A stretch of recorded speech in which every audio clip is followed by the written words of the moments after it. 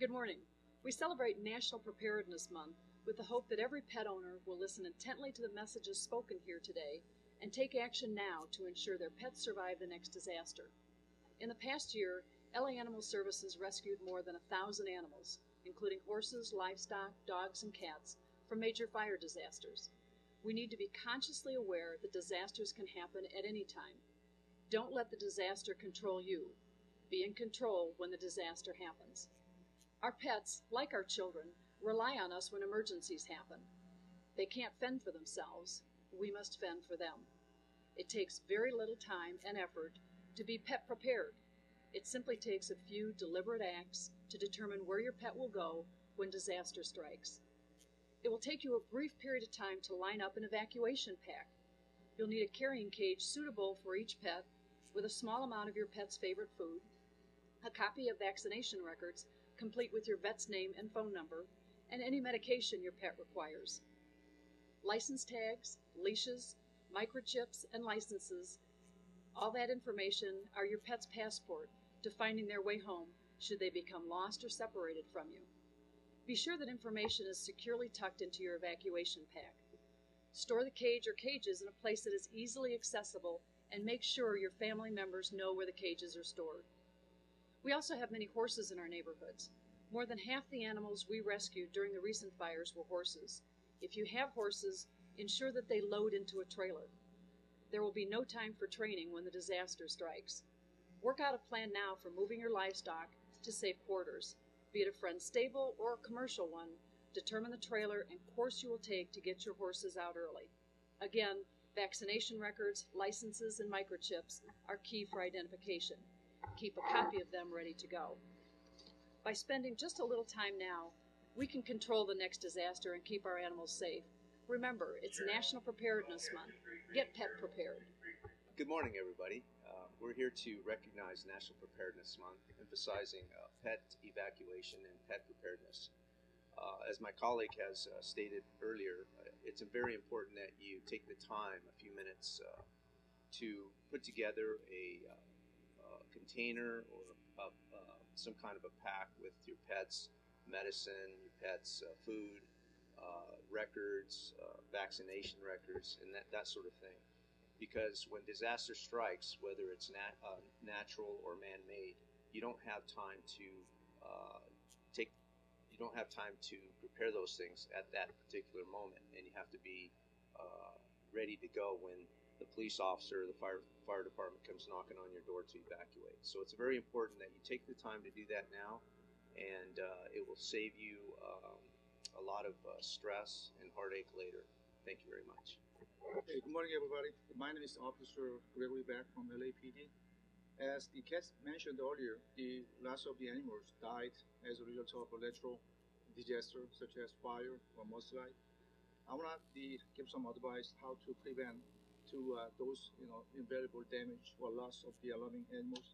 The first one, discuss with the family members what to do, how to do it, and fully discuss it. After that, set up the plan to how to evacuate and how to leave the area with your family members and the animals. And if you necessary to practice a few times with a plan, if you necessary also to modify or change the plan. And also communicate with neighbors. So when the emergency workers, such as the police officers or paramedics or firefighters, being around that area and knock on the door, be ready to leave the area with as planned. That way, we can save a lot of lives, not the human being, at the same time the animals. Thank you. National Preparedness Month is for the entire family. Prepare for your family, your children, and your pets. That way, the whole family will be safer. So planning at home with your pet pack, get a used duffel bag or suitcase that's handy, and make sure that you're going to put everything in here that you may need for 3 to 5 days of an emergency. Of course, you're going to need travel bowls. If it's a cat or dog, take a handy toy right along with you to keep them busy. An extra cloth. If there's a fire, you can get these cloths wet and put them over their carrier to help with smoke prevention. Of course, you want to make sure, however many pets you have some handy leashes. Extra leashes are always good. Travel harness, tethers in case you need to secure a carrier in the vehicle to the D-rings, smaller dog or cat, a harness. It's better to tether a pet in a vehicle with a harness, never around the neck. Of course, water. Their regular food, anytime you have to switch your pet's food at a quick stop, it's not good for them. Make sure you date it, you have their name and how much they eat per day and what time to feed them. That way, if it's your neighbors rescuing your pets or animal services, you'll be prepared, then they'll have the right food. If you have reflective gear for your pet in case you're evacuating at night. If you happen to be in a flood zone, make sure you have your personal flotation device or pet flotation device. Baggies. A first aid kit or a first aid book. That way, if there is an emergency, they cut a paw, anything else, you're prepared. All of this fits right inside here. And all the important things that Kathy was talking about earlier. Your pet's medicines. You want to make sure that you have them, tag them, and make sure that if they expire, you replace them ahead of time. Have your list of information of your neighbors or anybody that can help your pets in case you're at work and unavailable. They can enter your home with this note signed by you to evacuate your pets and let them know where the pet pack is.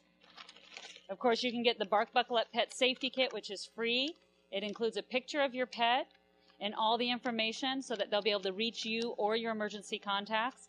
Attach that to your crate or carrier. If you have pet insurance, keep a copy of that. Extra napkins, portable silverware. If your pet has canned food, make sure you have the lids and a can opener if it does not have a pull top. And of course, again, the medicines. Keep a week's supply in your bag, especially for the elderly pets that are on daily medications. Keep those handy. All of this fits right inside your pet pack. Goes right inside. You've spent no additional funds. Anybody can do this. Zip it up. It's handy and ready to go for you or your neighbors or a first responder to evacuate your pets, dogs, cats, fish, birds, anything. So keep your pet pack and your crate or carrier real handy in a laundry room or a garage so whoever's evacuating your pet, they can grab everything. A crate or a carrier is especially important when you evacuate. Most of the facilities will only allow you a pet inside if you have a crate or a carrier. Don't forget the meds, leash, and all the important things. Be prepared. Be prepared!